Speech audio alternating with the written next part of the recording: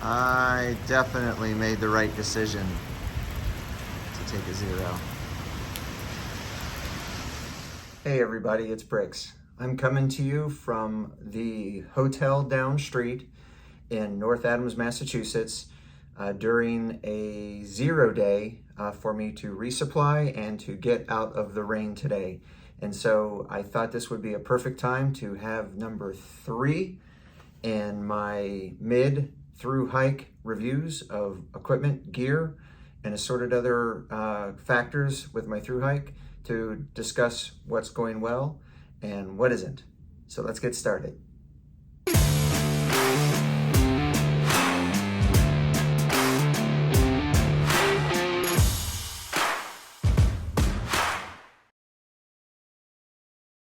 Hey everybody, this has been a terrific attempted thru hike and things have gone for the most part very well.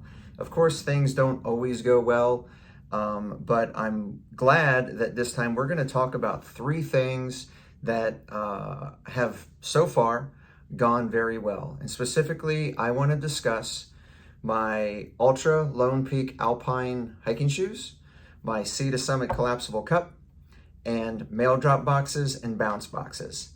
So first things first, I switched from my Altra Olympus 4 trail runners to the Altra Lone Peak Alpine hiking shoes when I was in Delaware Gap, Pennsylvania. These shoes now have 300 miles on them. And so I wanted to give a mid-hike review, if you will, on the Lone Peak Alpine shoe and give you my thoughts on it. And I've actually had some very specific questions from subscribers about this shoe. So I wanted to go ahead and discuss it. So first off, just to refresh everybody, the Altra Lone Peak Alpine shoe is classified on REI at least as a hiking shoe in terms of its best uses. It is very similar in design to the rest of the Lone Peak series of shoes. It has the wide foot box, it has a 0 drop.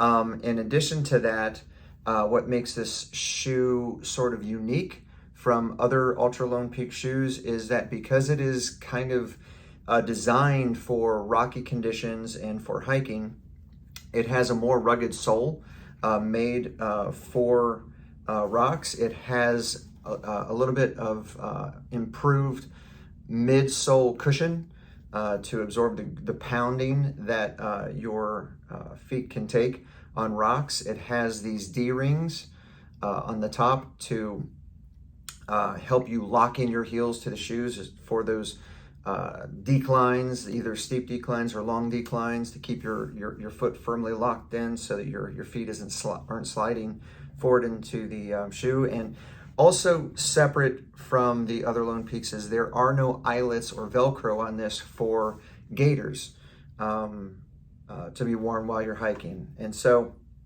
I wanted to discuss a couple of these features. So first, overall, the sole and the cushion, those things that made this specific to hiking on rocks. Since I left Pennsylvania, I went through New York, New Jersey, Connecticut, and now I am 99.9% of the way finished with Massachusetts. And suffice it to say, I have gone up, down, and over some pretty extensive rocks. And I would like to say that this has performed just like my Olympus 4s. I'm very pleased with how this is. I've had no soreness on my feet since switching, so I would say the cushion is doing a fantastic job of absorbing that impact. The sole is doing a fantastic job with traction, as well as holding up to the wear and tear of moving across sometimes sharp rocks even. And so I couldn't be more pleased with the midsole cushion and the sole.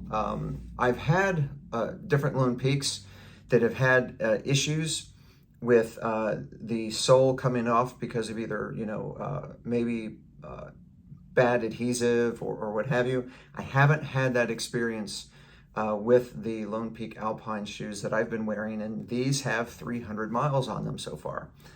And it's my hope that they'll last another 200 before I get my final pair of shoes for this thru hike. In terms of overall durability of the shoe, there have been some wear and tear on the top of the canvas. So there on each side of my left shoe, and it's starting to appear with the right shoe as well. The canvas is fraying and coming apart. This is only cosmetic though, because there is an inner layer inside the canvas. The canvas is sort of like an outer layer, really there kind of for aesthetics, probably maybe to give it some additional durability. And so where this is fraying, it's only going through the top portion of the canvas. The inner layer is still intact. And so while it may be unsightly, this is a thru hike, it's not a beauty contest. And so that is not a significant concern for me because they're still performing well. There's no dirt or anything that's getting inside. In terms of other design, I mentioned that there are no hooks for gaiters. I typically did not wear gaiters while hiking anyway, even with my Olympus 4s that did have the hooks and the Velcro for gaiters. Suffice it to say, and maybe it's just the shape of the shoe and the quality of it when you lock in and tie the laces using the D-rings, I don't get a ton of debris in these. Occasionally I'll get a few specks, but for the most part, debris has stayed out of the shoe. And so that's performing very well. I didn't use gaiters, so it's not that I missed the hook or the Velcro for the gaiter connections anyway, but for those of you that might be concerned as to how this would perform that do prefer gaiters, I've been pretty pleased. I haven't been getting dirt, debris, or much of anything inside my shoe, really. I did have a specific question from a viewer in terms of drying time. So when these shoes get wet, how do they compare to the other Lone Peak shoes? And I would say it really is the same. I'd hiked with Lone Peak 4.5s before my thru hike for quite some time. And one thing I definitely loved about the Lone Peaks is the time in which they dried. And really for that point, my Ultra Olympus 4s had a quick drying time as well. These are pretty much on par with it. Now it is constructed of a brushed leather-like material with this canvas, and on the inside it does have another layer of cloth. So I would say maybe there's a little bit more longer of a drying time, but for the most part, it's not bad at all. It's quite manageable. I've had these soaked multiple times since I've had them, and just by setting them out overnight, taking the soles out, letting the soles dry, and getting direct air into this, within a day of them getting wet, they're dry. So it's not Gore-Tex lined or lined with any other type of waterproof material. So when it gets wet inside, you don't have those concerns with long drying times that those type of wet weather hiking shoes might suffer. And so far, I would say overall, I've been impressed with this shoe. I'm enjoying hiking in it, and I've got 300 miles in. Hopefully I will get another 200 miles in on this set of shoes before I get my final replacement. As of right now, I have no reason not to replace these with another set of Ultra Lone Peak Alpines when it comes time to get my next pair of shoes, because these will simply have just worn out. So hopefully that answers your questions about the Lone Peak Alpine shoe.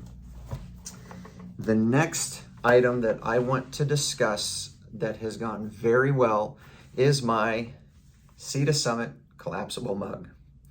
And it is not a very heavily used item, but it's a very important item to me because I love my coffee, and I start every day and actually end every day with a cup of coffee, usually. And so that being said, it does get daily use. Now, I've had this Sea to Summit cup since before my thru hike began. I've used it multiple times on multiple hikes, and I love this thing. Collapses easily, it's made of silicone, it's a very common item. And why this has performed well, though, is this cup actually has holes in it. About a month ago, I found out that as I was holding my cup, some coffee was spilling out the side, and I looked, and sure enough, there are some pinholes in the side of the cup. And I actually ordered a replacement for it, but because I'm on the trail and it's taken some time to get to it, I've continued to use the cup. And the very interesting thing is, it still holds liquid without any leaking. So what I found is, despite the presence of the holes, as long as I don't squeeze the cup, if I hold it at the top that is semi-rigid, if you will, even with the hole in the side, I can pour liquid into my cup and it doesn't leak out the side. So yeah, is it fascinating stuff? Probably not, but it is very fortunate, so that even though that there is wear and tear, and there are actual holes in this where if I put my finger on the side, while it's collapsed or even while it's not collapsed, I can push in on it and I can see my skin or see light through it, if you will. As long as I don't squeeze it, the silicone holds a tight enough seal, and probably some pressure from the liquid on the inside forcing the walls outward, it still holds a good seal. So I have not missed a single cup of coffee, despite having that. Now, I have been so impressed though that I did get a replacement for it. So I have a brand new Sea to Stomach collapsible XMug to replace this, because with anything, if it continues like that, how long will it last? I'm not sure, and I do love my coffee. And so, goodbye, old friend.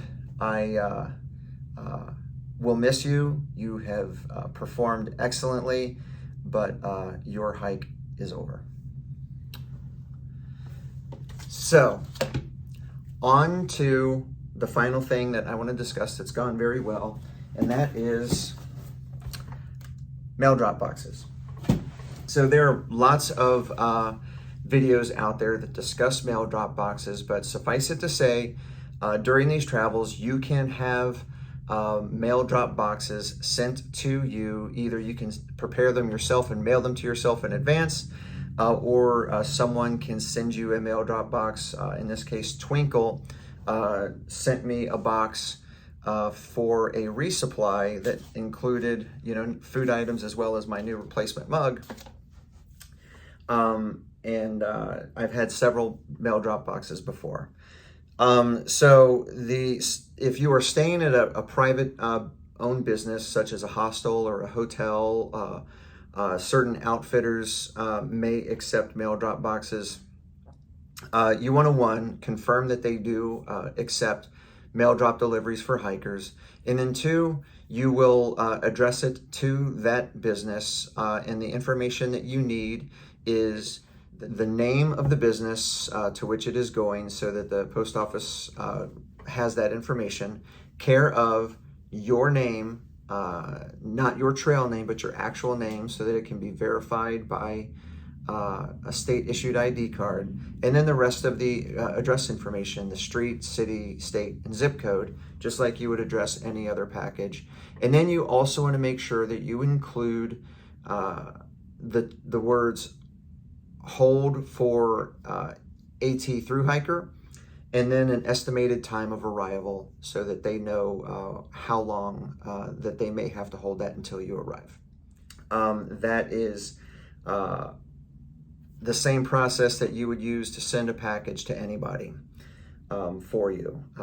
Once you arrive there, you can then claim your box, and it's very easy. The downside of that is you have to go to that business to retrieve your box. The business, if they needed to forward this box to you because your plans changed and you didn't want to go there or whatever, it would be an expense out of their pocket, and they're just not going to do that. So the other option to that is sending something to the post office itself through general delivery. Now, the post office, if you go to USPS.gov, there's a great description of general delivery and what it is and how it works. But to suffice it to say, you can have a package mailed to you and delivered to a post office because you are traveling through. General delivery is usually used for people that don't have a permanent address, such as travelers, of which through hikers are travelers. And so in order to send a box to the post office system through general delivery, you address it to your name, care of the U.S. Postal Service, and then the city, state, and zip code for the post office where it's going. You want to include the verbiage "hold for AT through hiker" and include an estimated time of arrival. That will let them know when they could expect you to have it. And the reason why that is important is because they will typically only hold a package for general delivery for 30 days. After that 30 days, it will be considered undelivered, and then they will send it back to the original address. Now, the benefit of the post office system is it's a general delivery package. And so if for some reason your plans change, you can't make it into the town, you can have that box forwarded at no additional cost because the postage has already been paid to another post office. And that typically only involves a phone call to the post office. This is referred to as a bounce box in hiking terminology. So essentially you have that box forwarded or bounced to another location. And so with that, it's a simple phone call. Now the box that I received here in North Adams, Twinkle had originally mailed it to me with an expected delivery in the town of Cheshire, Massachusetts. However, because of the rain conditions and everything, my plans changed and I decided to just hike past Cheshire and proceed directly to North Adams in order to make the best use of time. And so I contacted the post office in Cheshire, explained to them that I was not going to be able to stop there in order to get it, and I asked them to forward it to the post office in North Adams, Massachusetts. And when I arrived here in North Adams, the box was waiting for me at the post office. So that's how they work. And now another benefit of sending general delivery boxes is you can use it as a true bounce box system. So let's say I want to mail a box or have a box mailed to me in Cheshire. And then I can, and I don't need to get into that box, either because I'm not going to arrive or because I don't need anything out of it. And so I then have it forwarded to North Adams. When I get to North Adams, if I decided I don't need anything out of it, then I can have it forwarded to another post office, so it bounces along the way. Another benefit of general delivery boxes at post offices is, let's say you want to mail items that maybe you'll need frequently throughout the through hike that you may need, but you don't need a great amount of it. So let's say you want to send yourself a roll of toilet paper and a tube of toothpaste, or maybe even some medications. And you get to the post office, you can then open it, take out what you need, take it back into the post office, reclose it, reseal it, and then address it to another post office down the line, pay for new postage because it has been delivered and then opened, but then you'll pay for new postage, and then that same box continues to go to the next post office, where when you get there, you can take, more of those items that are still contained within the box. And you can do that infinitely as long as you have money to continue to pay for postage, and as long as your hike lasts or until the supplies last. So those are the benefits of general delivery versus sending something to a private business as well. So this has worked very well for me, and I just wanted to give a shout out to the U.S. Postal Service. So that's it. This is very short, very brief. 3 items that I wanted to discuss that have gone very well. My Altra Lone Peak Alpine shoes, very pleased with how they've performed thus far. My Sea to Summit collapsible mug, even though it had worn out, it continued to perform, and but it is time to retire it, and so I'm replacing it with the exact same type of cup. They have changed the design just slightly since I had my first cup, but in essence, it's still the same cup. And then the success from the general delivery. So hopefully this information was useful or helpful to you. If so, as always, please go ahead and hit the like button. If you're not already a subscriber, please subscribe and select notifications so you're aware of additional content as it comes out. And to all my subscribers, thank you so much. I continue to be honored and privileged to have your support. You have choices of which channels that you want to view and whose content you like, and I'm so thrilled and happy that you've chosen mine. So thank you for that. That about does it for today. Tomorrow I am going to depart North Adams and head into Vermont, where I'm going to continue my thru hike. I'll see everyone then. Thank you very much, everyone. I'm Brix.